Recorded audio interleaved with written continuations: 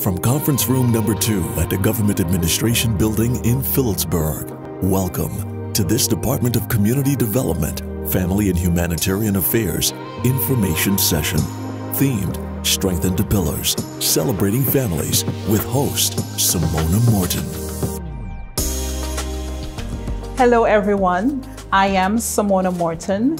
Thank you for joining us for this info session being presented by Community Development, Family and Humanitarian Affairs, CDFHA, headed by Mrs. Chantal George Krooneveld and Women's Desk. Now, this info session forms part of their first annual family event of activities to celebrate International Day of Families observed in the month of May. Now, for this session, we're going to be looking at the history of the movement of families on St. Martin. And to have this dialogue with me, I have none other than Mrs. Napolina Richardson. Welcome to you, Mrs. Richardson. Thank you so much for having me. And please permit me to take a moment to salute the families of St. Martin and also to commend the department for doing such a great job in putting this together. We celebrate the families. Yes, this is an absolutely amazing idea. Now, to get right into our discussion, I had the privilege, that should be, of hearing you speak a few months ago, and I was amazed at the history that flowed from you. So your bio refers to you as an editor, a historian, a former teacher. Now, add some more information. Share with us some more about you as a person and what you do, Mrs. Richardson, please. Okay, I'm just going to fill in a little bit more. Certainly. Because you basically said what it is already, but I'll fill in a little bit more. I'm Napolina Richardson. I'm a historian, a teacher. I studied at the University of the West Indies in Jamaica and also at North Carolina Central University. At Jamaica, I did a minor in history because it's my love and my passion. In Jamaica, I pursued a master's degree in history. I actually went to study library and information science because I love history.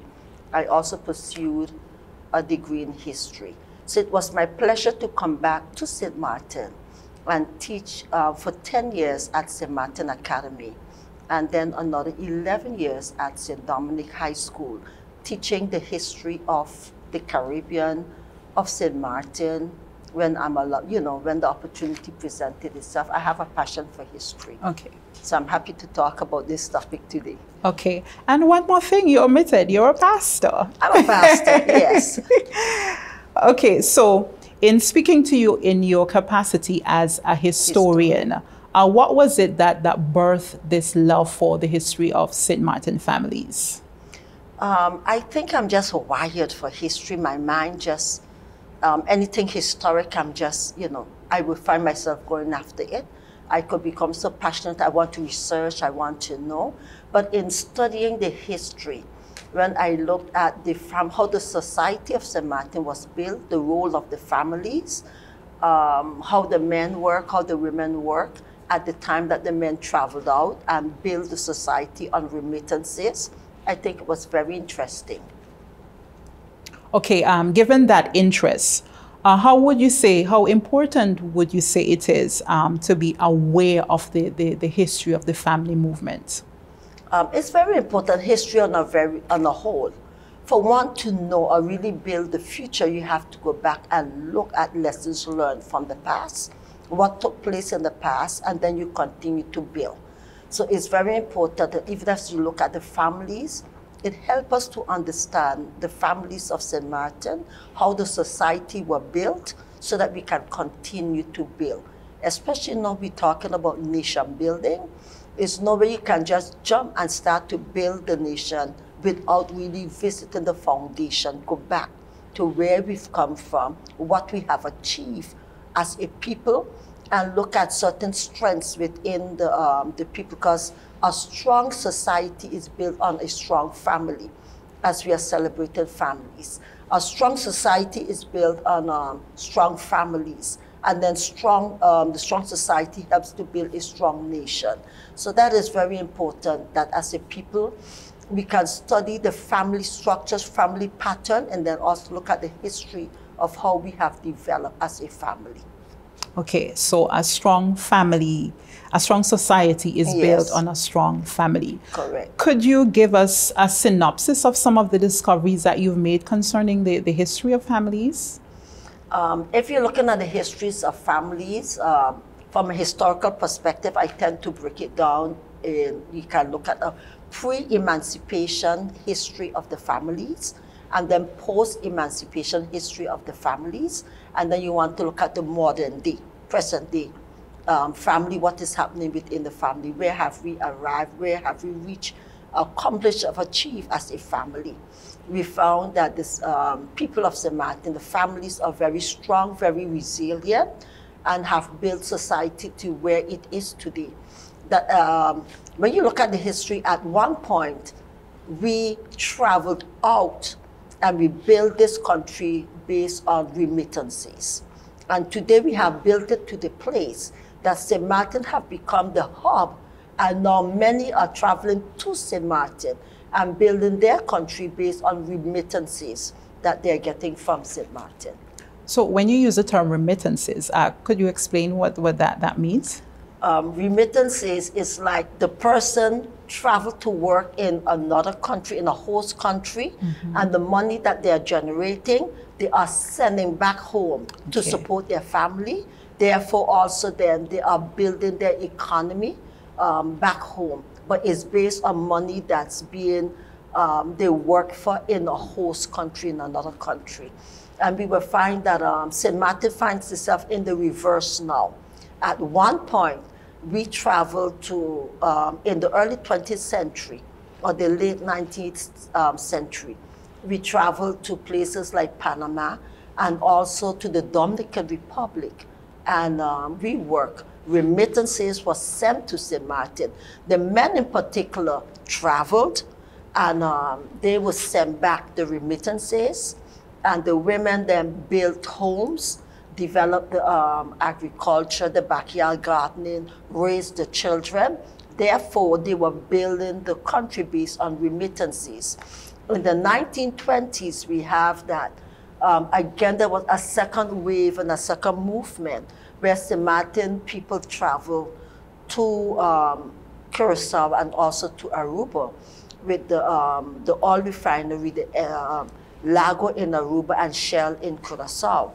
The men in particular, there were women that traveled too, but the men traveled, and then remittances again were sent back to the women who they became, maybe not contractors, but they oversaw the building of homes and raised the children, did the backyard gardening, held markets, etc.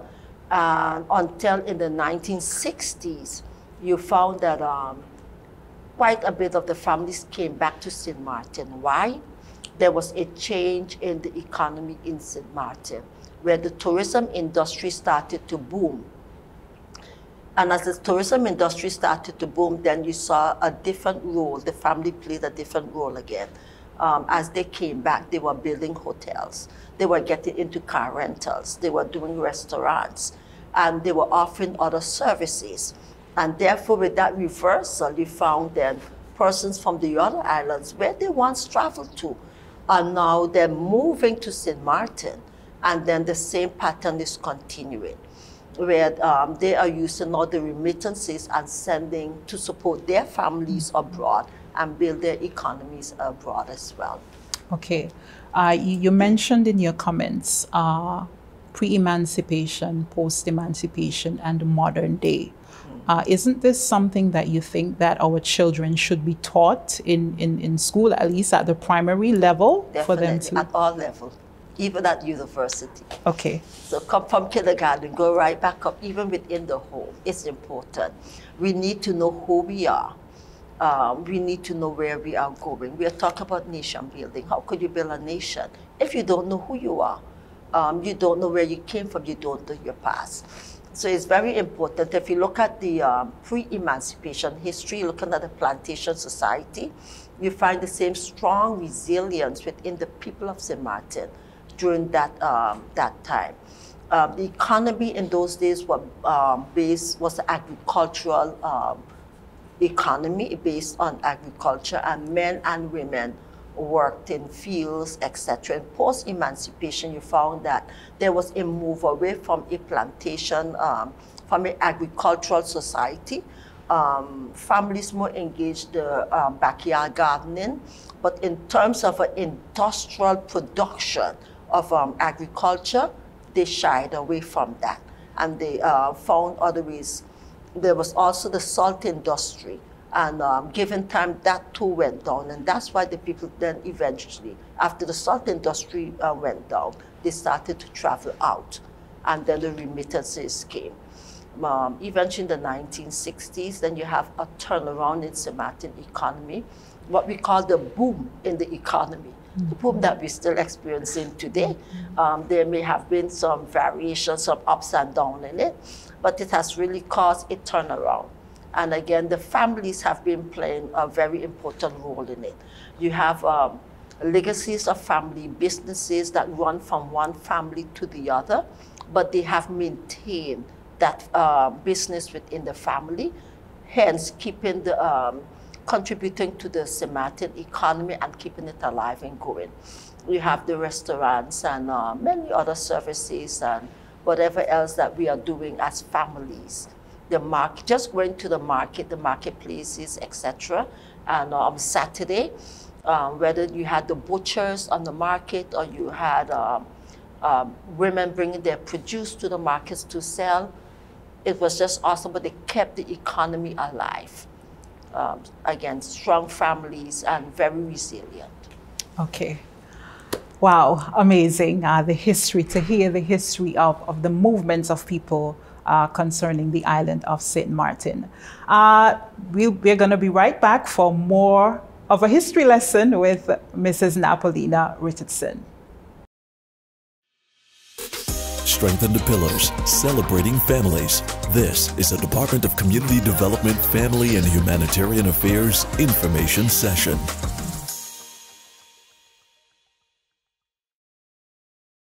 Every day at the Civil Registry Department, we are confronted with at least one customer who did not pay attention to the expiration date of their passport, such as the Lockharts. To avoid this from happening to you and your family, we urge you to check the validity of your passport. If your passport is about to expire, please follow these simple steps to make an appointment. Visit appointments.stmartingov.org and follow the easy steps. All applicants must apply in person, last issued Dutch passport, 2 recent photos taken within 6 months, minors must be present with legal guardians, fee for adults, 210 guilders, fee for minors, 150 guilders. Additional information can be requested, 4 weeks processing time. Your identity is your responsibility. Strengthen the Pillars, Celebrating Families. This is a Department of Community Development, Family and Humanitarian Affairs information session. And we're back. Thank you for joining us. We've been having a discussion on the history of the movement of families here on St. Martin with Mrs. Napolina Richardson. Now, before we went to the break, Mrs. Richardson, I mentioned the idea of having this sort of information being taught in the schools. Now, I want to issue a challenge. Make a plea to those who are in those areas of, authority that can make such a thing happen. It's very important that policymakers, government officials, the Minister of Education, etc., all those involved, that they really realize the importance of history and one's own history. Now, in some schools, in most of the schools, they might say, but we do teach history. What hasn't been done is the Sematan perspective in history. A lot of the history books, depends on which school you go to, you find history of Europe, and it's written from a Dutch perspective. Mm-hmm. The perspective of the people have not been developed and embraced by the people self. And then if you go to some of the English schools, you will do Caribbean history, which is even much better than the European history. It brings it a little closer home to deal with things that are similar to what we would have experienced here. But again, when you look at those textbooks, you find that it's written mainly based on the British Caribbean. The French and the Dutch Caribbean is not much represented in it. Very little information you can find. And again, it comes back to we haven't embraced that St. Martin perspective in history, who we are, that it needs to be written, it needs to be documented and available for the people of St. Martin. And I believe maybe a reason could be why it's not really pushed within schools here is that it's just not written. It doesn't exist. So that needs to be more encouraged among people and historians. You had the late Daniela Jeffrey. I know she fought a lot and she wrote a lot and accumulated a lot of data on the history of the French islands and French St. Martin in particular. But again, as a people, we hear and we don't hear, but we don't embrace. And we haven't really developed that, allowed that St. Martin perspective to develop as it relates to what really happened, who we are, and how it should be represented and put there. But again, a good place to start, let's get it in the schools. Start from as early as possible, that we can teach more of the St. Martin history. And secondary schools, definitely. And tertiary education, we have University of St. Martin. And I am one that is pushing and advocating for a history department to be developed within the USM, where we can teach our own history and also not just a history department, but along with the history department, a research center should be developed that we're starting to research and document. Otherwise, you say, okay, I have a history department, and then you start to teach European history again, or you start to teach just the British Caribbean history. But the research needs to be done. It needs to be encouraged. I know that there are funding agencies sometimes that want to give funds for research and for the cultural development and those type of things. And those are areas where we can tap into and get the funding to develop research, have them documented, and also have a storehouse where we can store those documents, the information, so that it's retrievable when it's needed. So I'm an advocate for it, and I'm again asking the university as well as the Minister of Education to look into the possibility of starting a research center, National Research Center, USM Research Center, whatever they would want to call it. But a history department, I think, in this modern society, and we're pushing for not nationhood. I think that's foundation. That's where it needs to start. So I'm really advocating again, let's get the history going within this. Let's get it first documented. Because if we say let's get history in the schools, it might go back to the wrong perspective. Get our own history documented from our own perspective, that the children will learn to embrace it. I'm going to tell you something that bothered me so much. Talk to me. Once in school, I spoke about the culture of St. Martin, the history of St. Martin. And one child said to me, what culture are you talking about? St. Martin don't have any culture. That was a slap in my face. But I understood where they are coming from.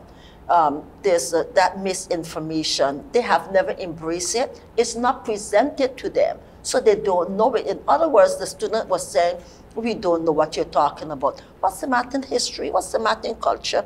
We don't have no. I said, yes, we do. She said, what history? Chicken like a Johnny cake?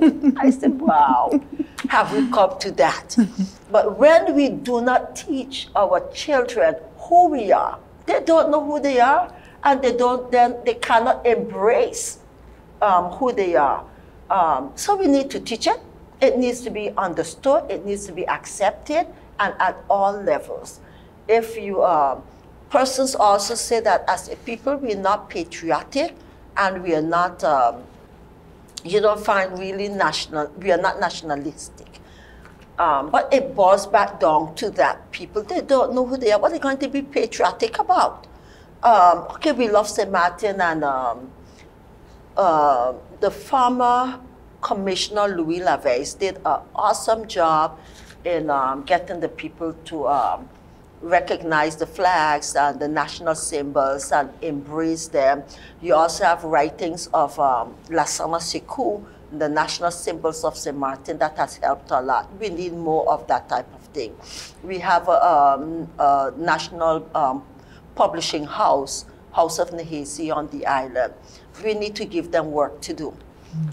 Researching the history, documented it. They did a great job in putting it out there. How many of the people, the children self, are taking these books and reading and becoming knowledgeable? Have we made it part of our national curriculum? It's there, it's written. He wrote the book, he published it, put it out. It's a part of our curriculum. Libraries are having it. So then it's still available and accessible that persons can go and look and find the information. But we need to have our history documented. There should be a research center where these things, all sorts of, and not just the children, take it even wider, not just the children. What has been happening in St. Martin, and I'm not lashing out on our politicians, but sometimes, you know, they are the ones that are speaking, they are vocal and their voice are being heard. And persons are leaning on what they are saying for information and they take it as the truth. The thing is, the truth is that sometimes because it's coming from a particular political perspective, it may be, history is subjective to the interpretation. Yeah, who's looking at it and what is their interest. So sometimes the information may not be, you know, really what it is. But people hold on to it and they start running with it because this is what the leaders are saying. A historian then will be able to take any bit of information and look at it from both sides of the coin. I don't have no particular interest in it other than I want to know the truth and then present it back to the people that they really know the truth. Therefore, they can look at both sides of the coins. And that is what's important. So even the research center of this information is at all levels of society. It is important that as a people, we know who we are, what we've been through, how we overcame it, where we are going. If we are building, we are looking at nationhood. If we are building tomorrow, we must have a solid foundation. And as you build that solid foundation, it really builds on understanding who you are, know your culture, know your history as a people. And I really applaud this, this team, this event that is happening now. And it's very good. It's a start in helping the people to understand where we have come from and where we are going. Interestingly also, Semona, you find that you hear persons are saying now in St. Martin, look, this one coming from Guyana, this one coming from here, this one coming from whatever, they coming to St. Martin. The truth is, St. Martin had her day. St. Martin did the same thing. Again, as I said, before the 1920s and in the 1920s in Aruba and Curacao, we did this, we traveled out and remittances came back and we built our community. And I'm not one here advocating to say that it needs to be done. But I'm just saying that when you really look to see where you come from, what you have done, you understand also what is happening now and why it is happening, how you are building your country and where you're heading forward. So as a pastor, you would understand whatever you sow, you reap. Correct. That's exactly what's happening. Those are principles, yes. Okay. Yeah. Okay, and just to wrap it up, would you say then that you have any plans to have a written project concerning the history of the movement of families? Are there any plans in the pipeline for that for you? Not on the movement of the people of St. Martin, I've been talking with the University of St. Martin. I've been talking with a few universities about pursuing a degree, PhD, because I wanted to do some research, but if I'm going to do the research, I may as well as get the credit for it. Okay. So I've been thinking about it, and I'm more thinking along the lines of the constitutional development of St. Martin. And as much as something that they're talking about now and the whole process of decolonization, I started to do some research on it. I think it's pretty interesting as a people when we really look at what is happening. And it's not a matter of whether we should decolonize or whether we should not decolonize, but it's more where we're at with it and how you would handle it, what to expect. And those type of things I think is very interesting. It is information that is necessary now for the administrators, those that are working, you know, that you don't move forward with an uninformed position, or you just moving forward with on emotions or what you think or what is being said or what is popular, but that you really have an informed position on the truth of what it is and how to handle the process, or whether is the direction we should be going or is not the direction. So I'm very much interested in doing a study more along that line. And to be honest, I've started to put some notes together and some things together where it is. And it's very, I think it's very interesting. I won't go into it too much now, but it's very interesting. I think it's information that is needed for the people of St. Martin and for our governmental officials right now, that information become available. Okay. Yeah. Thank you so much, Mrs. Richardson. Wonderful discussion. So much insight was shared today on the history of families on St. Martin. Thank you for sharing. Yes, you're most welcome.